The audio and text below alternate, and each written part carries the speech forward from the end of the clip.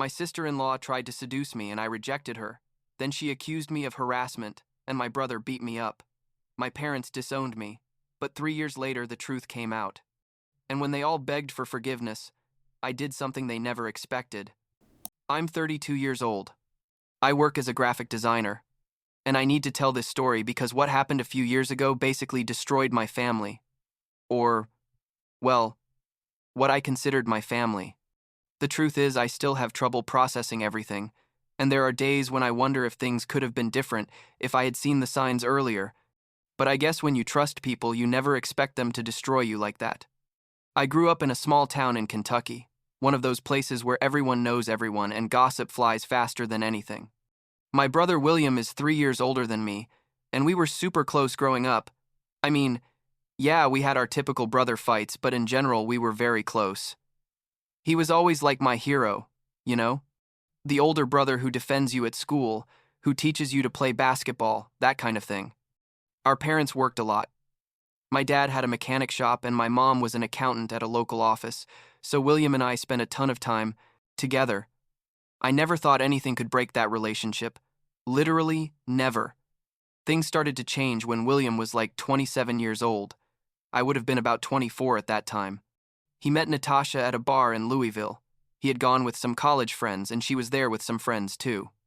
According to him, it was love at first sight, that bullshit, and they started dating almost immediately. At first, everything seemed normal. I mean, she was pretty, seemed nice, came from a family with money. Her dad had a pretty big real estate business in the area. My parents were delighted because William had finally found someone decent. According to them, you know how parents are with those things. I met Natasha like 2 months after they started dating, at a family dinner that my parents organized.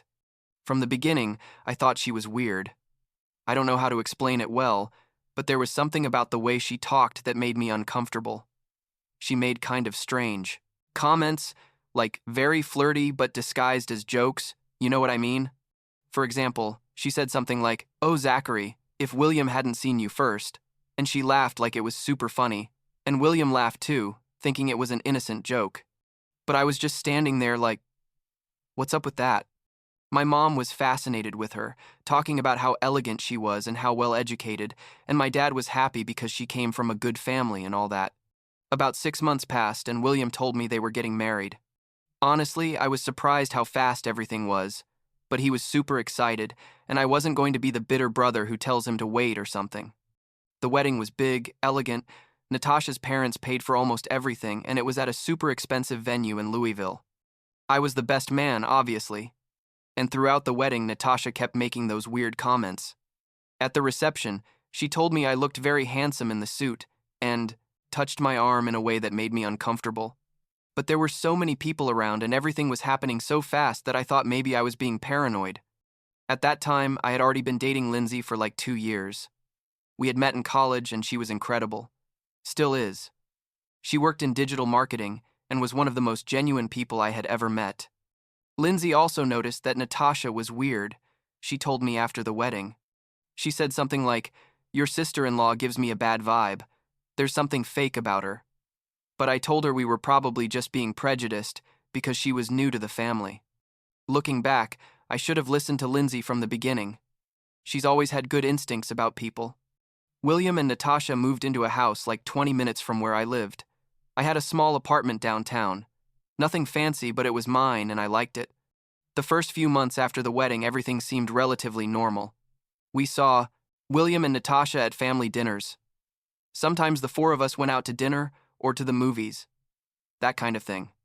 But I started to notice that Natasha always found ways to touch me, like putting her hand on my shoulder when she talked, or touching my arm when she laughed at something I said. Lindsay noticed it too, and got more and more tense when we were with them. What really started to get weird was when Natasha began showing up at my apartment without warning. The first time was like 6 months after the wedding. I was working from home. It was a Tuesday afternoon, and someone knocked on the door. I thought it was the Amazon delivery guy or something, but no, it was Natasha. She told me she was in the area doing some shopping and wanted to say hi.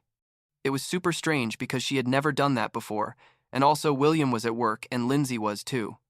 I offered her coffee out of courtesy. We talked for like 15 minutes about pure nonsense. and then she left. I didn't think much about it at the moment, just thought it was weird. But then it started happening more often. She would show up at my apartment every 2 or 3 weeks, always when Lindsay wasn't there, and always with some different excuse. That she was nearby running errands, that she wanted to ask me something about William, that she needed a restaurant recommendation, literally any pretext. And I, like an idiot, would let her in because she was my brother's wife, and I thought it would be rude not to, you know? Now I realize how stupid I was. But at that time, I genuinely didn't think anything bad was happening. The visits got more uncomfortable. Natasha started making comments about how William worked a lot and was never home, about how she felt lonely, about how she wished William was more attentive like I was with Lindsay. Once she told me she envied Lindsay for having me, and I was just standing there like, what am I supposed to respond to that? I changed the subject immediately, and after she left, I texted Lindsay, telling her how uncomfortable it had been. Lindsay told me to stop letting her in, to tell her I was busy, but I didn't want to cause family drama. You know what I mean? I thought, if I made a scene about this, everyone would think I was overreacting. Then came the day that changed everything. It was a Thursday afternoon. I remember the date perfectly because it was 2 days before my 29th birthday. Lindsay had gone out of town for work. She had a conference in Nashville and would be back Friday night. I was in my apartment working on a freelance project with a deadline for Monday. I was super focused. Around 3 in the afternoon, someone knocks on the door. And I already knew it was Natasha before opening because I had started to recognize the pattern. She always showed up when Lindsay wasn't there. I opened the door and there she was, wearing jeans and a blouse. Her hair was down, which was weird because she normally wore it up. She told me. I needed to talk to me about something important related to William. I sighed because I didn't want to be rude, but I really needed to finish my work. But, well, I let her in.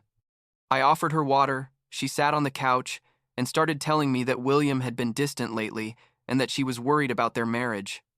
I was giving her generic advice. You know, maybe they should go to couples therapy or take a vacation together, that kind of thing. And then, literally out of nowhere, she got up from the couch, came close to me, and tried to kiss me. I pulled back immediately, like I almost fell from how fast I moved, and I asked her what the hell she was doing. She laughed and said something like, "Come on, Zachary. I know you feel the same way I do. I've seen how you look at me." And I was in complete shock. I told her she was crazy, that I had never looked at her in any way, that I loved Lindsay, and that William was my brother. I told her she had to leave immediately. Natasha, completely changed in that moment. Her face turned red. She started yelling at me that I was an asshole, that I thought I was better than everyone, that I was going to regret rejecting her. I just wanted her out of my apartment. I opened the door and told her to leave and never come back. She left furious, slammed her car door and drove off. I stood there in my living room, literally shaking. I couldn't believe what had just happened. The first thing I did was call Lindsay. I told her everything, absolutely everything, and she obviously got furious, but not furious with me, but with Natasha. She told me we had to tell William immediately, that this couldn't stay like this. I agreed, but I was also terrified. You know, William was my brother, my best friend. How was I going to tell him that his wife had just tried to kiss me? We decided we would wait until Lindsay came back on Friday to confront the situation together. I wanted to have her support when I talked to William, but I didn't get to tell him anything because Natasha beat me to it. Friday morning, around 9, I get a call from William. I answered, thinking it was going to be a normal conversation. Maybe he wanted to plan something for my birthday or something. But no, he answered, yelling. He told me I was a son of a bitch. How dare I do that to him? That he would never forgive me. I was confused. I asked him what he was talking about, and he told me that Natasha had told him everything, that I had gone to their house on Thursday, that I had tried to kiss her, that I had told her I was in love with her and that she should be with someone like me instead of him. I couldn't believe it. I literally couldn't believe he was saying that. I tried to explain to him what really happened, that Natasha had come to my apartment, that she had tried to kiss me, that I had rejected her and kicked her out. But William wouldn't let me talk. He just yelled and yelled. He told me that Natasha was crying when she got home on Thursday, that she was devastated, that she told him she didn't know how to tell him, but that his brother had harassed her. He called me everything: monster, pervert, traitor, horrible things. I told him it was a lie, that he knew me, that he knew I would never do something like that. But he hung up on me. About 20 minutes later, I got a call from my mom. She was crying. She asked me how I could have done that to my brother, how I could betray my family like that. I tried to explain my version, but she didn't believe me either. She told me that Natasha was a sweet girl and that she had no reason to lie, that obviously I was the one lying to save myself. My dad got on the phone and it was worse. He told me I was a disgrace to the family, that I had disappointed everyone, that he didn't want to see me again until I admitted what I had done and apologized to William and Natasha. I spent that entire Friday in absolute shock. I couldn't work. I couldn't eat. I was just sitting there in my couch trying to process that my entire family had turned their backs on me because of a lie. Lindsay arrived that night and found me a mess. I cried for the first time in years. I cried like I hadn't cried since I was a kid. Lindsay hugged me and told me we were going to get through this, that the truth would eventually come out. But honestly, at that moment, I didn't believe her. On Saturday, my birthday, William showed up at my apartment. I thought maybe he had reconsidered, that he wanted to hear my side. But no. He came to hit me. He knocked on the door. I opened it like an idiot, and the first thing he did was push me and throw a punch. He hit me in the face, in the ribs, threw me to the floor. Lindsay was screaming for him to stop, that she was going to call the police. I didn't even defend myself. Honestly, I think part of me felt like I deserved it even though I hadn't done anything. Does that make sense? William told me I was trash, that I had betrayed him in the worst possible way, that I should never come near him or Natasha again. He left and left me lying there on the floor with a split lip and a black eye. Lindsay insisted we go to the police, but I didn't want to. I knew that if I filed a report against William, things would get worse, and also I thought maybe there was still a way to fix this, to make them believe me. But I was wrong. In the following weeks, my entire family cut me off completely. My parents wouldn't answer my calls. My aunts and uncles and cousins started blocking me on social media. In town, everyone started talking. You know how it is in small places. Gossip flies. People looked at me weird on the street. Old friends stopped talking to me. Once, I went to the supermarket, and the mother of a childhood friend literally changed aisles when she saw me. The worst was when I started losing work. I did freelance graphic design for several local businesses, and suddenly they started canceling contracts. One of my clients told me directly that he had heard things about me and preferred not to work with me anymore. Another just stopped answering my emails. In 2 months, I lost like 60% of my income. Lindsay was working but didn't earn enough to maintain the apartment and all our expenses alone. Those were the worst months of my life. No exaggeration. I fell into a horrible depression. I barely got out of bed. Lindsay begged me for us to go to another state, to start over somewhere where nobody knew us. But I was clinging to the idea that eventually my family would realize that Natasha was lying. I thought I couldn't leave because it would be like admitting I was guilty. You know what I mean? But after 4 months of living in that hell, of depression, of having no work, of my own family hating me, I finally accepted that we had to leave. Lindsay started looking for jobs in other states. She got an offer in Phoenix, Arizona, at a pretty big digital marketing company. The salary was good, enough for us to move and for me to take some time to establish myself as a freelancer again. In December, like 7 months after all this started, we packed all our things and left Kentucky. I didn't tell anyone we were leaving, except Lindsay, obviously. We just left the apartment and drove for 2 days to Phoenix. The first few months in Arizona were weird. On one hand, it was a relief to be in a place where nobody knew me, where I could walk down the street without people looking at me with contempt. But on the other hand, I felt completely lost. I had lost my entire family, my brother, who had been my best friend my whole life, all because of a lie from a manipulative woman. Lindsay was incredible during all that time. Honestly, I don't know what I would have done without her. She supported me when I couldn't even support myself. Little by little, I started rebuilding my life. I got new clients in Phoenix. I started exercising again. I even made some new friends. Lindsay and I got engaged. She had. I've been waiting for me to be in a better place mentally to say yes. Things weren't perfect. I still thought about my family all the time.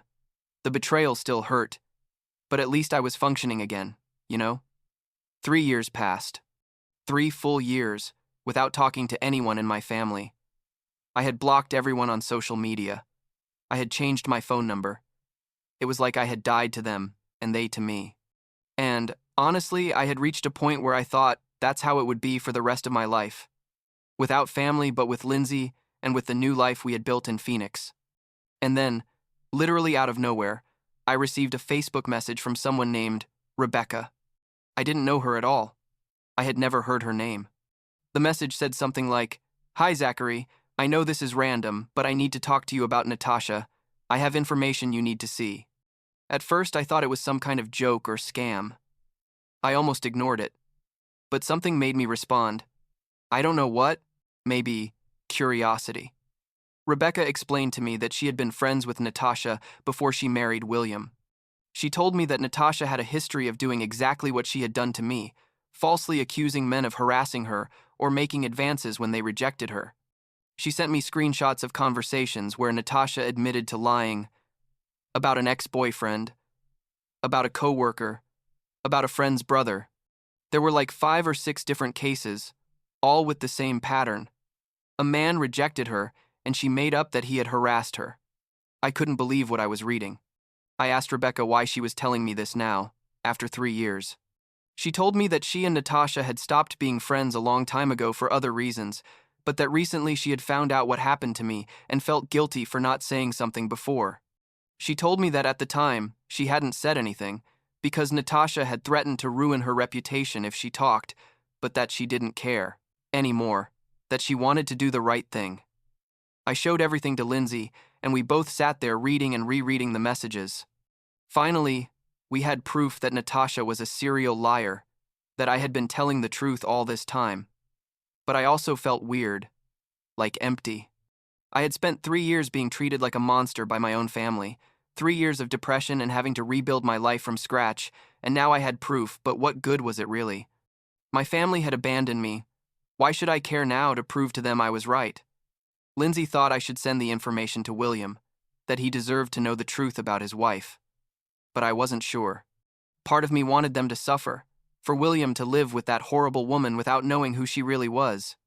But another part of me, the part that still remembered the brother who had been my best friend, felt like I should tell him. After thinking about it for like a week, I decided I wasn't going to contact William directly. But I asked Rebecca that if she had an opportunity for the information to reach him, to do it. Turns out it wasn't necessary, because things fell apart on their own. Like 2 months after Rebecca contacted me, William discovered that Natasha was cheating on him. Apparently, he had found messages on her phone between her and one of her dad's business associates, a guy like 50 years old, married too. They had been having an affair for almost a year. William went crazy. Obviously, he confronted Natasha and everything came to light. I don't know exactly how it happened, but Rebecca told me later that when William confronted Natasha about the affair, she tried to turn things around and accused William of being controlling and abusive. But this time, William didn't believe her. I think finding the messages opened his eyes about who she really was. He started talking to Natasha's friends, with people who knew her, and everything started coming out. Rebecca eventually also sent him the screenshots she had sent me. William realized he had destroyed the relationship with his brother over a lie. The news of Natasha's affair spread like wildfire in town. The guy she was cheating with was known because he worked with Natasha's dad, so it was a huge scandal. The guy's wife left him. Natasha's dad basically disowned her for ruining his business. All her friends turned their backs on her. Natasha lost everything. Her marriage, her reputation, her friendships, even her job because she worked at her dad's company. And then, in the height of audacity, Natasha made a GoFundMe saying she was a victim of abuse, that William and his family had mistreated her, that she needed money to rebuild her life. The people in town who knew the whole truth destroyed her in the comments. Someone posted all the screenshots that Rebecca had where Natasha admitted her lies. It was a total disaster. She had to delete the GoFundMe after 2 days. Natasha basically disappeared after that. According to Rebecca, she moved to a small town in Nevada, apparently works as a waitress at a diner. She deleted all her social media, cut contact with all her family, except her mom, I think. Her life was completely destroyed, and honestly, I don't feel a bit of pity for her. She brought it on herself with all her lies. But here's where things get more complicated for me. Like a month after all this came to light, I received an email from my mom. It was the first time I had heard from her in over 3 years. The email was long, basically apologizing, saying they had been wrong, that they now knew the truth, that they were very sorry. My dad sent another similar email. And William sent me like 10 emails in a row, called my old number even though it didn't work anymore. I tried to contact me on Facebook even though I had him blocked.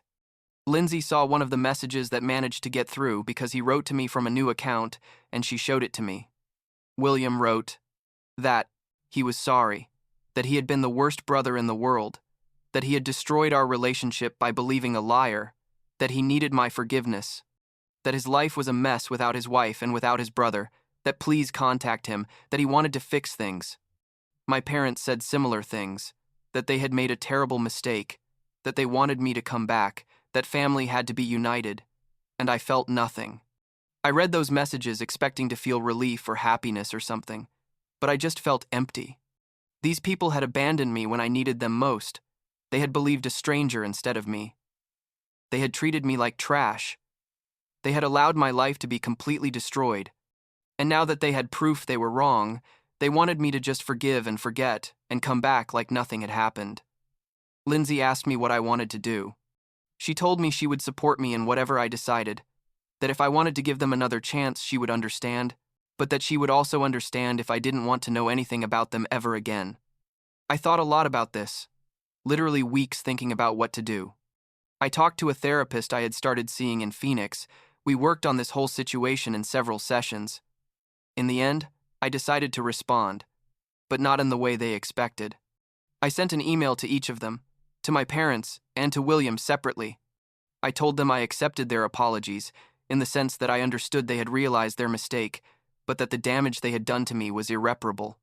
I explained to them that I had spent 3 years rebuilding my life from scratch, that I had suffered depression, that I had lost my job, my community, my family, everything for defending the truth, and that they hadn't believed me. I told them I had learned that family isn't just the people you share blood with, but the people who are there when everything falls apart, and they hadn't been.